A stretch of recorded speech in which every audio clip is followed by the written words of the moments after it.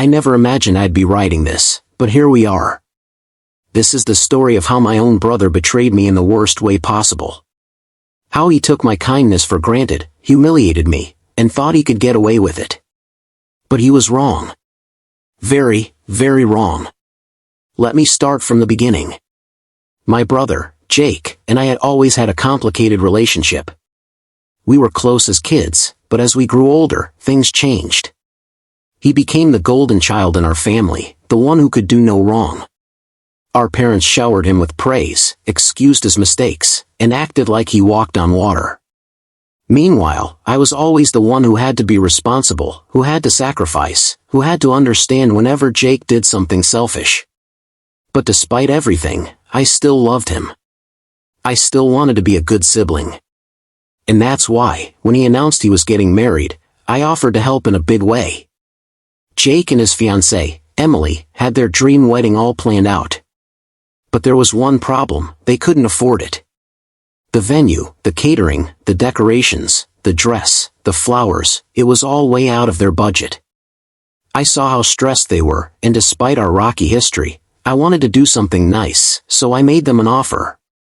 I told Jake I would cover the wedding expenses as my gift to them.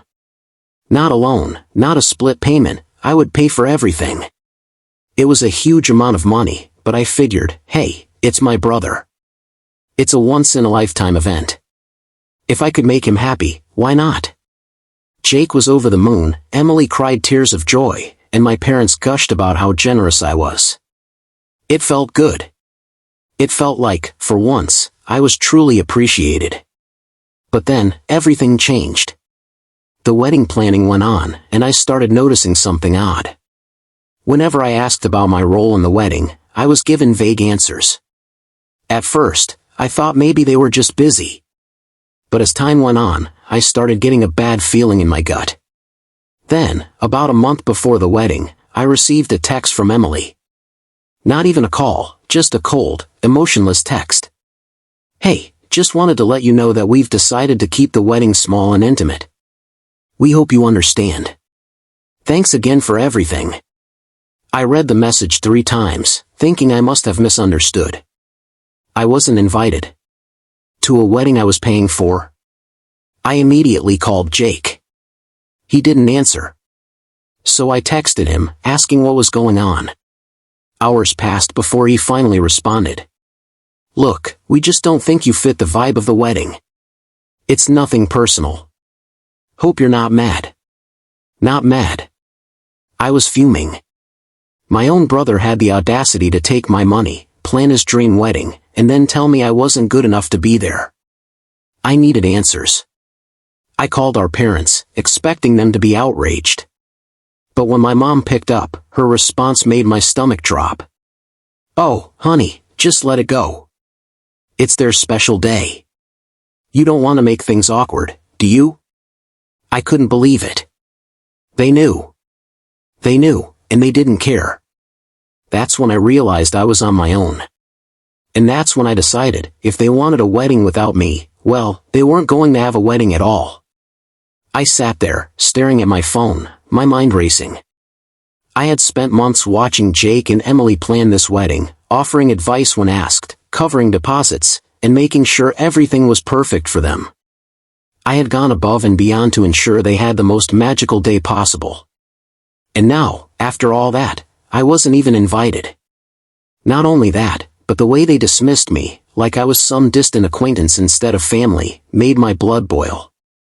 I could have understood if there were budget restrictions or a venue capacity issue, but I was literally the one funding everything. There was no excuse. I needed time to process what had just happened. I put my phone down and sat in silence for a long time. At first, I felt hurt, crushed, even. But as the minutes ticked by, that sadness hardened into something else. Something sharper. They thought they could use me. They thought they could get away with it. They were wrong. At that moment, I knew I wasn't going to let this slide. But I wasn't about to throw a tantrum or beg them to reconsider. No, that's exactly what they expected me to do. Instead, I was going to be smart about this. I started by gathering all the information I had. since I had paid for everything, I still had access to the contracts. The venue. The catering. The florist. The photographer. I had been the primary point of contact for most of these services. And since the payments had come from my account, that meant one very important thing: everything was still in my name. A slow, calculated plan started forming in my mind. The wedding was still a few weeks away. That meant I had time. Time to make sure that when the big day arrived, things wouldn't go exactly as Jake and Emily had planned. But first, I needed to do some digging. I started scrolling through social media, looking at their posts about the wedding. Sure enough, their small and intimate guest list wasn't so small after all. Dozens of people were commenting about how excited they were to attend. Friends. Extended family members. Even coworkers. So I didn't fit the vibe, but all these people did. That was all the confirmation I needed. I took a deep breath, pulled up my emails, and started making a few phone calls. First on the list, the venue. I picked up the phone and dialed the venue's number. A polite woman answered, "Hello. This is Willowcrest Events. How can I assist you?" I kept my tone calm and professional. "Hi. I'm calling regarding the upcoming wedding for Jake and Emily on the 17th. I'm actually the one who made the booking, and I need to discuss some changes." "Of course," she said. "What changes would you like to make?" I paused for a moment, letting the anticipation build in my own mind. "Actually, I'd like to cancel the booking entirely." There was a short silence before she responded. "Oh. I see. Just to confirm, you are the one who made the payment and signed the contract, correct?" "That's right," I said. "The contract is under my name, and since I won't be attending the wedding, I've decided to withdraw my support. I understand there's a cancellation fee, but that's fine." She hesitated. "Well, since you're the contract holder, you do have the right to cancel. However, the deposit is non-refundable." "That's completely fine," I assured her. "Just go ahead and process the cancellation. Also, please make sure that any communication regarding this comes directly to me. I don't want anyone else making changes on my behalf." She agreed, and after a few minutes of confirmation, the venue was officially canceled. Point one down. I hung up the phone, already feeling a wave of satisfaction wash over me. But I wasn't done yet. Next up, the catering. Jake and Emily had planned an extravagant menu. Multiple courses, an open bar, and a beautiful cake. They had raved about it for months. But, once again, I was the one who had paid for it. I called the catering company and repeated the same process. "Hello. I'm calling regarding an upcoming event I booked for Jake and Emily. Unfortunately, there's been a change of plans, and I need to cancel the catering services." The woman on the other end asked if I was sure. "We're just a couple of weeks out, so there will be a cancellation fee." "I understand," I cut in smoothly. "Go ahead and cancel everything." After a few minutes, it was done. The caterers were no longer preparing anything for the wedding. Point two down. I smirked, but I wasn't finished. The florist, the photographer, the decorations, I went down the list, one by one, canceling everything. Each call felt like reclaiming a piece of my dignity, like I was undoing every ounce of manipulation Jake and Emily had tried to pull on me. By the time I was finished, the entire wedding had been reduced to nothing but an empty venue. One that they no longer even had access to. Now, all that was left was to sit back and wait. Jake and Emily had no idea what was coming. The days leading up to the wedding were eerily quiet. Jake and Emily hadn't reached out to me at all, which told me one thing: they were completely unaware that their entire wedding had just been erased. I had to admit, there was a small part of me that wondered when they would figure it out. The venue. The catering. The decorations. Surely someone had contacted them by now, right? But I wasn't going to warn them. I wasn't going to give them a single hint. Instead, I waited. Then, the night before the wedding, my phone rang. It was my mother. I debated letting it go to voicemail, but curiosity got the better of me. I answered with a casual, "Hey, Mom." The first thing I heard was chaos. Shouting. Panicked voices. My mother's sharp, breathless tone. "What did you do?" I leaned back in my chair, a satisfied smirk creeping onto my face. "I don't know what you mean." "Don't play dumb," she snapped. "Jake just called me. He went to check on the venue, and everything is gone. No decorations. No tables. No setup. Nothing. The staff told him the booking was canceled." I feigned surprise. "Wow. That's weird. Maybe you should ask whoever actually planned the wedding." Silence. Then she spoke again, quieter this time. "You canceled everything, didn't you?" I didn't even hesitate. "Of course I did. I paid for it. It was in my name.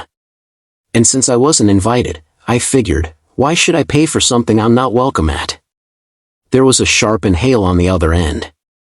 "You ruined your brother's wedding." "No," I corrected, my voice calm.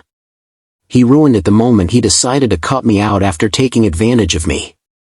I just made sure he faced the consequences." Another voice broke through the chaos in the background. "Jake." He was yelling at someone. Furious. "What do you mean we have no food? The caterer canceled? What the hell is going on?" I could practically hear his world crumbling. I checked the time. The wedding was supposed to start in less than 12 hours. Guests would be arriving soon, expecting a lavish event. But they would be walking into nothing. I almost felt bad. Almost. My mother was still sputtering in disbelief. You really did this?" "Yes," I said simply. "And I don't regret it." Before she could say another word, I hung up. Now, all that was left was to see how the disaster unfolded. The morning of the wedding arrived, and I could already imagine the sheer panic unfolding at the venue. Jake and Emily must have shown up expecting a picture-perfect setup, only to find a cold, empty space. No chairs, no flowers, no food, no music. Just an expensive, hollow room with nothing inside. I poured myself a cup of coffee and scrolled through my phone. Waiting. And then, like clockwork, the messages started pouring in. Jake texted, "What did you do? You ruined everything. I hope you're happy." Emily texted, "You are beyond selfish. You knew how important this day was for us." I took my time before responding, sipping my coffee as I typed back a single message. "I wasn't invited, remember? Didn't seem like you wanted my involvement, so I just followed your lead." Silence. For a while, at least. Then my phone rang. "Jake." I let it ring out. It rang again. And again. Finally, after the fourth time, I picked up. "Let me guess," I said dryly. "Something wrong with the wedding?" His voice was shaking with rage. "Do you have any idea what you've done? People are arriving in a few hours.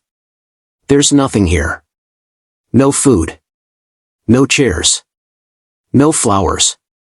"Oh wow. That sounds terrible," I said, feigning concern. "Maybe you should ask the person who actually planned the wedding." "Oh wait, that was me." He let out a sharp breath. "You did this on purpose." "Of course I did," I said. "You expected me to pay for everything and then just accept being tossed aside like I was nothing? You used me, Jake, and you thought I'd just take it." I could hear Emily's voice in the background, panicked, speaking to someone else. "Can we get another caterer? Anything?" A second voice answered, "Not on such short notice. Everything's booked solid." I could practically hear the blood draining from her face. Jake's voice dropped to a desperate whisper. "Please, we can fix this. If we just get the venue back, maybe we can." I cut him off. The venue was my contract, remember? And they were fully booked for months. So yeah, that's not happening. He let out a strained breath, and for the first time, there was something in his voice that hadn't been there before. Panic. I let that silence linger, savoring the moment. Then, just as I was about to hang up, I gave him one final parting shot. Next time, don't take advantage of people who actually care about you. And then, I hung up. But the story wasn't over yet, because what happened next was even better. I sat back, my fingers still lingering on the phone screen, a feeling of satisfaction spreading through me. For the first time in a long while, I felt like I had control of the situation. Jake and Emily's little world was about to collapse, and I was going to watch it all unfold from the sidelines, knowing I'd played my part. But the real chaos started to hit as the morning wore on. I started receiving messages from friends and family members who had been invited to the wedding. "Aunt Karen, 8:05 a.m. What the hell is going on? I just got to the venue, and it's like a ghost town. Uncle Ray, 8:12 a.m. Hey, we got here early for the wedding. There's no one here. Did they cancel? What's going on?" The more I read, the more the gravity of the situation hit me. It wasn't just Jake and Emily who were affected. This was spiraling out of their control, and people were starting to talk. I had to admit, part of me felt a little gleeful. But that feeling quickly shifted as I realized the scale of the disaster. All of their friends, their family, none of them had any idea that this was coming. I began to feel the slightest pang of guilt. These weren't just strangers. These were people I knew, people who had come from out of town, people who had taken time off work to celebrate the wedding. Sure, Jake and Emily had treated me like a doormat, but was this really fair to the rest of the guests? Then again, I couldn't help but remember how they had treated me, how Emily had laughed when I suggested I be part of the planning process, how Jake had made comments about me not fitting the vibe of the wedding. They deserved to feel this. I checked my phone again, and the messages kept coming in. Aunt Karen texted, "They're trying to fix it. They said the caterers are on their way now, but the venue is still empty. What's going on?" Uncle Ray texted, "Everyone is starting to leave. No one knows what's going on." I couldn't help it. I had to respond. I replied, "I heard the wedding was going great. Such a shame. But hey, I'm sure it'll work out. Maybe they'll find some food or a chair somewhere." It was petty, I knew. But it was so satisfying to watch the mess ripple through the family. By now, I was starting to realize something. This wasn't just about getting back at Jake and Emily. This was about something bigger. Something that had been building for years. The more I thought about it, the more I realized how much of my life I'd spent putting up with their selfishness. The more I thought about everything I had done for them, only for them to completely disregard me at the first opportunity. And now, they were reaping what they had sown. But the icing on the cake was still to come. The day dragged on. I kept checking my phone, watching the disaster unfold from the comfort of my apartment. The messages kept coming in from family, and at first, they were all filled with confusion.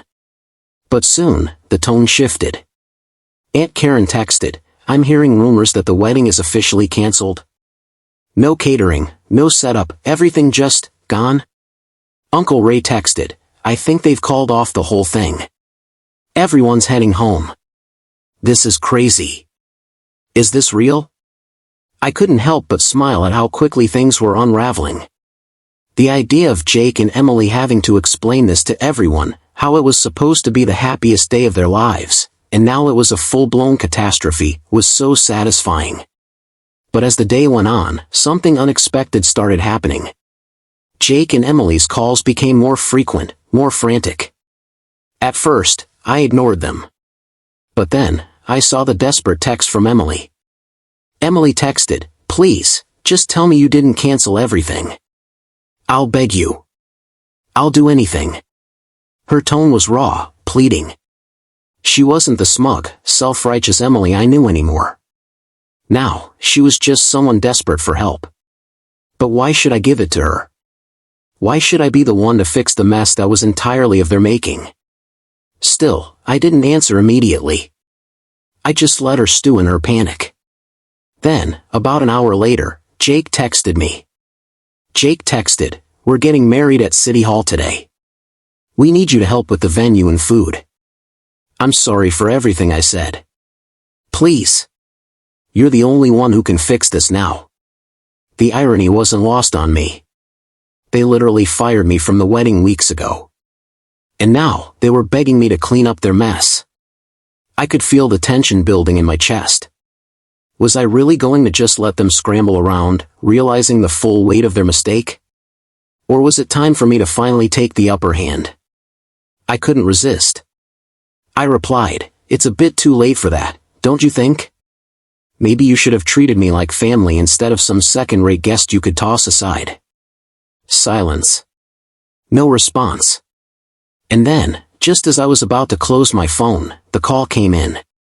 Jake's voice was quieter this time, almost defeated. "Look, we're sorry. We're really sorry. But the venue won't let us rebook it. And there's no one else to turn to for the catering. Please. Please help us." I could hear the panic in his voice. But there was something else, too. Something else was happening. Something I hadn't anticipated. They were desperate. But so was I. As I listened to Jake's shaky voice, I felt a tug of something unfamiliar. A sense of power. Here he was, pleading with me for help, after everything they'd put me through. After all the dismissive comments, the exclusion, the way they treated me as though I were invisible. Part of me wanted to hang up, walk away, and leave them to face the consequences of their actions. They deserved it. Didn't they? They had been selfish, manipulative, and ungrateful. And now they were finally feeling the sting of their own choices. But there was something else. Something darker, that I couldn't ignore. I had always been the one to clean up the messes they made. Always the one who gave, without getting anything back. I had spent years being the quiet one. The one who didn't rock the boat. Who kept my feelings to myself. But this time, I wasn't going to fix their mess. Not unless I got something in return. "Jake," I said slowly, my voice measured, cold. "I'll help. But you're going to owe me. Big time. And I'm not talking about the money you promised me." There was a long pause. "What do you mean?" His voice was low, almost too afraid to ask. "I mean," I said, letting the weight of my words settle, "you're going to have to make things right. No more treating me like a nobody. No more excluding me. No more pretending I'm not important to this family. You're going to owe me respect from now on. And you're going to make it clear to everyone that I'm not just the one you use when things go wrong." There was silence again. I could almost hear the wheels turning in Jake's head, as if he were weighing the value of his pride against the very real situation he was in. Finally, he spoke. "Yeah, I can do that. I'll tell everyone. Just please help us. We need you." That was all I needed. The satisfaction of knowing they were cornered, that they had no choice but to admit they needed me. "I'll get things together," I said, a sense of finality in my voice. "But remember this moment. You don't get to treat people like trash and expect them to always pick up the pieces." I hung up, feeling a rush of satisfaction. The venue was ready to be set up again. But now, there were terms, and the real payoff was going to come when I got to see the look on their faces when they realized what had truly happened. But as I prepared to head over, one final message came through. Emily texted, "Please, we'll be forever grateful. Please make this right." I paused before responding, taking a moment to savor the power I now had over them.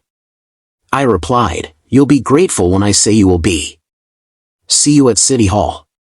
With that, I left my apartment, ready to make my way to the wedding. The stage was set, and now, it was time for the final act. But there was still one thing I hadn't expected. How this would all end. When I arrived at City Hall, the atmosphere was far from what you'd expect for a wedding. There was a sense of awkwardness hanging in the air, as if everyone knew something wasn't right but couldn't quite put their finger on it. The small crowd gathered in the lobby looked uncomfortable, standing in clusters, whispering among themselves. Jake and Emily were standing by the front desk, looking more like two people who had just been through a war than a couple about to get married. They saw me as soon as I entered, their faces lighting up in a mixture of relief and nervousness. "Thank you for coming," Emily said, her voice shaky. "We really appreciate it." She looked at me, almost pleading, like I was some sort of savior. Jake, ever the prideful one, didn't say much. He just nodded, his eyes avoiding mine, as if he couldn't quite bring himself to admit how badly they had messed up. I walked toward them slowly, taking in the tension that filled the room. There were no flowers, no grand decorations, just a sterile room with a few chairs and a judge standing at the front. It felt more like a courtroom than a wedding venue. I approached the small group of guests who had been invited. They all gave me tentative smiles, but no one was exactly thrilled to be there. Everyone had expected a wedding fit for a celebration, but instead, they were left in an uncomfortable limbo, unsure of what was going on or why everything had been canceled. As I took my seat, I couldn't help but feel a little glee in the pit of my stomach. This was it. Jake and Emily had built their whole day around their carefully crafted image of the perfect wedding, and now it was crumbling in front of them. The ceremony began. The judge went through the usual formalities, but no one was truly paying attention. Emily kept glancing at me, hoping for some sign that everything was going to turn out okay. Jake, on the other hand, seemed to be stewing in his own frustration, no doubt cursing the day he had ever pushed me away. But then, just as the vows were being exchanged, something unexpected happened. The door to the room opened, and a familiar face stepped in, the catering manager from the venue where the original wedding was supposed to take place. Everyone turned to look, and for a brief moment, there was complete silence. Jake's face drained of color.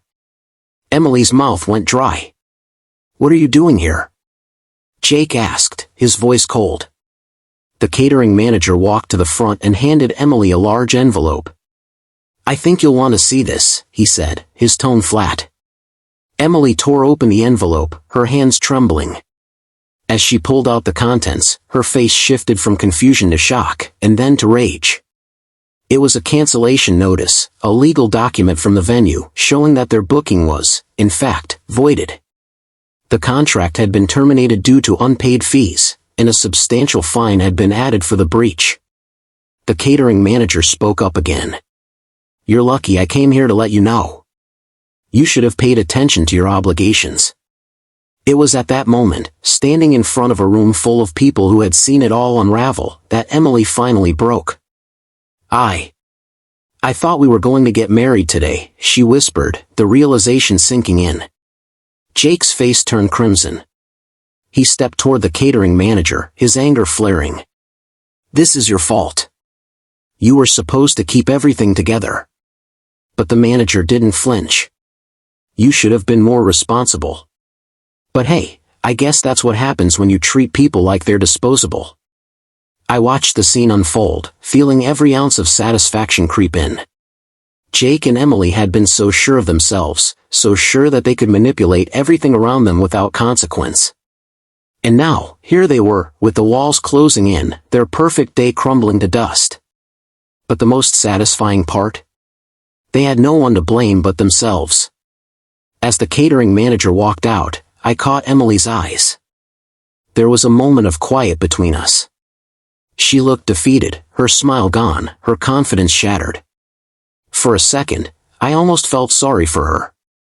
But then I remembered everything that had led up to this moment, and I knew they didn't deserve my sympathy. They didn't deserve anything. The judge, sensing the tension, awkwardly cleared his throat and finished the ceremony as quickly as he could. No one clapped when they were declared married. In fact, the guests filed out as soon as the words were spoken, leaving Jake and Emily to face the consequences of their actions. I walked out of the room slowly, my heart pounding. The day had been a roller coaster of emotions, but in the end, I knew I had made the right choice. I had finally taken control of my own life and had made them pay for their disrespect. I stepped outside. I couldn't help but smile to myself. It had been the perfect revenge. And as for Jake and Emily, they would never forget the lesson they learned that day.